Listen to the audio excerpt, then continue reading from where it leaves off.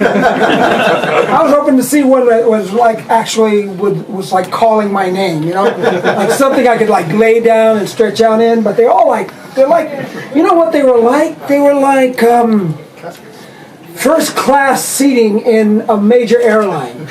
They're all narrow. You have no room. You got plenty of leg room, but there's no shoulder and ass room. You know, you got to have more, be able to spread out and comfy and soft, cushiony. So did John do have more room in his? Oh, indeed he did. I mean, Michael, talking about Yondu, of all the great characters that Marvel have given us, and particularly in the Guardians universe, Yondu seems to be just an instant fan favourite. Can you talk about what you love most about the character, and particularly the second film, the way in which James grew and developed him? Well, the second film was an absolute continuation of the first one. So, if you watch them back to back, it's almost as if, well, you could watch them back to back without any kind of issues. Like, oh, the first one was this, the second one was this. No. They really flow and work very well as one continuous film. And I remember us talking about things in the first one, and you know, backstory and motivational things. You know, why Yondu would want to do a certain thing or not a certain thing, and then in the second one, a lot of the backstory that we were talking about and developing in the first one ended up being actual manifest in the second one. So, which was very cool to see. You don't usually get the opportunity to do that as an actor. You know, get to talk about your development and talk about maybe what's going on, backstory and all that kind of stuff, and then do another movie and actually get to do it. You know, so that was very cool. Do you find a new generation of younger people are coming to your work now, because they won't be familiar with things like Henry Portrait of a Serial Killer, will they? But they more be familiar with Yondu, Guardians of the Galaxy. Are you seeing your fan base change, I suppose, is the question? My fan base has changed quite a lot, especially with the my casting in The Walking Dead. Yeah, of course. You're on the tube, you call it over here, right? The TV. Yeah. And you're there every week, and you become a sort of a household name, and that sort of stuff. And so that's what happened with The Walking Dead. For me, Merle Dixon was quite a fun role for me. Very politically incorrect kind of guy. You know, and so he'd almost say and do anything practically, but and so you know, people I think you really were very into Merle Dixon. You did. I'm not sure if you would be for Merle or against Merle. You didn't think whatever you thought about him. You were like, whenever Merle Dixon came on screen, you were glued to the screen, which is very cool, to get a lot of younger a bigger fan base because of that show, and it's just continued. With that, after leaving that show, I went on to do Guardians of the Galaxy, which is a very highly popular film, and then Volume 2, of course, which, you know, very similar events happened from The Walking Dead. You know, Merle Dixon dies in a very kind of heroic kind of stance, you know, and the same thing happened in Volume 2, you know, and so. And very similar responses from fans. You know, they cried, they were upset. A lot of emotions went through both of those characters' deaths, and I think because of that, you know, I got a whole nother group of fans. Yeah. You know, so it's quite interesting how things, you know, your career changes and grows and develops, and you know, I've been very pleased and very happy for those changes. So, flipping back to Merle and The Walking Dead for a second, did you have any inkling of how big this show was going to get? I mean, it's been a very big comic big comic on the scene, and it had Frank Darabont in to direct the first series. And did you have this feeling that Walking Dead was going to be a big hit? Yes. Walking Dead was not before I was cast, or even when I had been cast. I was like, oh, I don't know if people are going to I don't know if Middle America is going to dig this. But boy, oh boy, they did. They really enjoyed it, and they enjoyed it immensely. So I was very surprised by it and pleased. Yeah. I think with Guardians, obviously the goodbye scene between Peter and Yondu, I think really hit people because it was one of the most emotional and one of the only proper deaths we've seen in the Marvel Universe.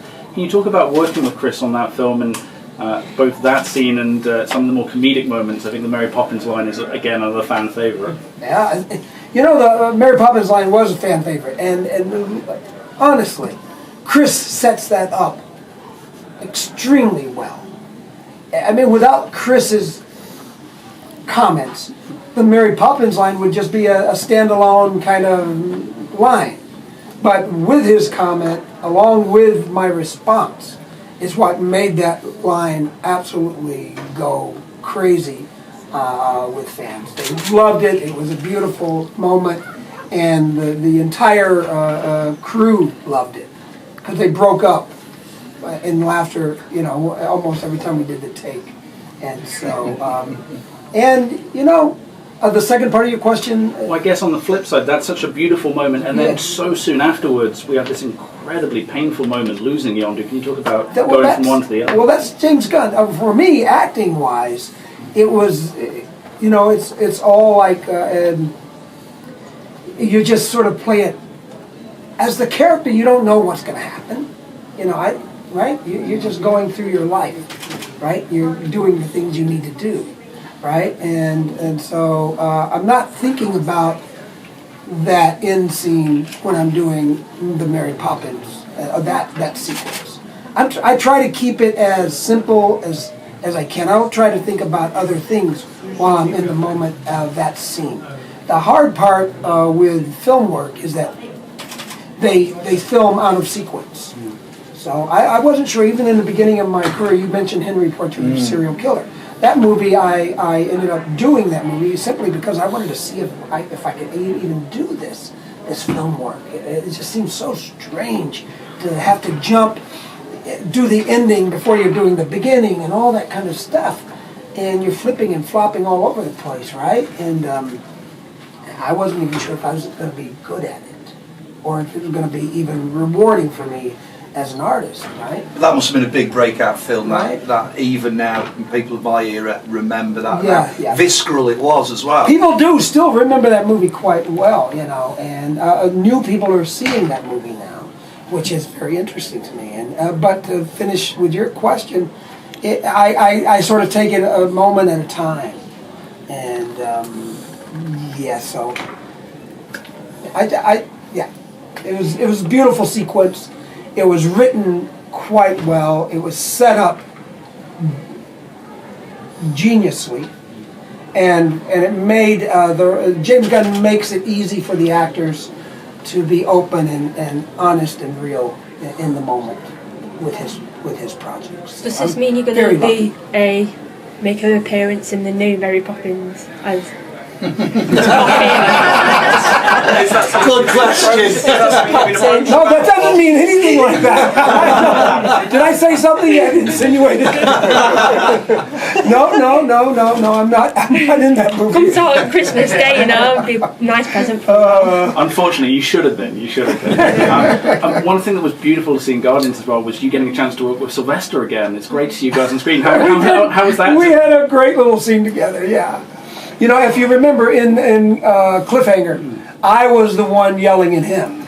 In this one, he was the one yelling at me. So it was just we just flipped a little bit. It was really great to see him. So going back to your earlier film career, you were in Mallrats. Did this kind of give you an inkling of your comic book, the size of the comic book industry and working on a comic book? I knew the comic book industry is massive, dude. The gaming industry is massive, and we are only now just beginning to be able to utilize our technology to bring these things to life. And it's only going to get bigger and better and sweeter, you know, because we're going to be able to do, I mean, look at what you're seeing on the screen now. It's that, all that technology is only going to make, grow and make it simpler and easier and cheaper for filmmakers to bring almost anything to life and have it look very natural and very realistic. And are you still afraid of chocolate-covered pretzels? Oh no, I've never been afraid of chocolate-covered pretzels. As a matter of fact, on the contrary, I absolutely adore chocolate-covered pretzels and I love them. Especially this is not an ad, but I love the Godiva chocolate-covered pretzels in the can. Dude, those are just killer. I could sit down and eat a whole can of those things in 10 minutes. No, love them. From the can, not from the hand.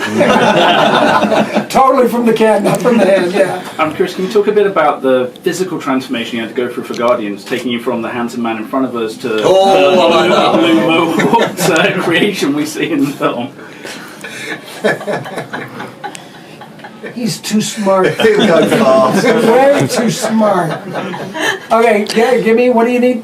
Well, talking about transforming physically for Yondu, because particularly in the second film with the prototype fin, that was quite a burden, you know, physically for an actor. It wasn't. The prototype fin I thought was just as easy to put on as the first film.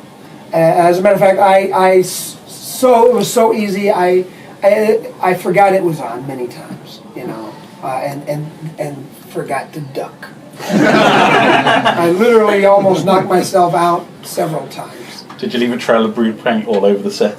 Huh? Did you leave a trail of blue paint all over the set? No, the paint did not, it didn't come off. You know, I could sweat through it, it was breathable, they took several months to develop the paint. I had 5-6 layers of different shades, different colors of paint on me. And they would do airbrushing it on. And so it was really quite thin, and as I said, it was breathable, and it did not the first time I had it on, I went out and did a jog. I went out running around up and down stairs just to work up a sweat to see what would happen with the paint. You know? Did you get a lot of strange looks? Oh yeah.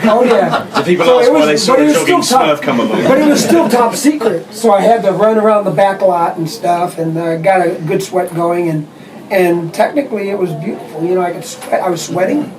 The paint was not, you know, dripping or anything. It didn't come off, and it was perfect. It took about 4 hours, all total, 3.5, 4 hours.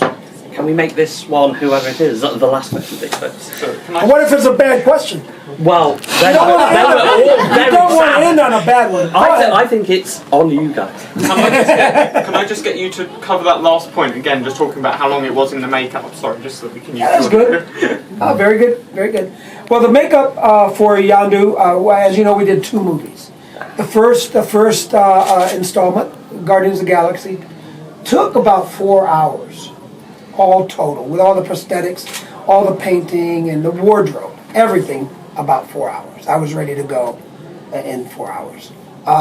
We cut it by about 45 minutes in the second one, and I think we cut out one of the layers of paint and replaced it with a base layer of material that helped the removal happen quicker. So the base layer protected my skin, made this layer of paint on my skin, and it was, I don't know what it was made of, but it helped everything else come off easier. So we cut the time by 45 minutes to an hour. So it was, and the less time you're in the makeup chair, sometimes it gives you more time to prepare, get ready for the scene, get your wardrobe on, chill out a little bit before you go in and start working for the day. Yeah. How long was it to come off then? It took about an hour and a half to get off. Unlike a movie I did called Slither, which is another James Gunn movie. That was a 7.5 hour. Yeah, and it took about 2.5 hours to come off. Yeah. One last question, a really good one now. How about the kids? You got a question? Can I really whistle? Thank you, guys. Appreciate it. Thank you very much.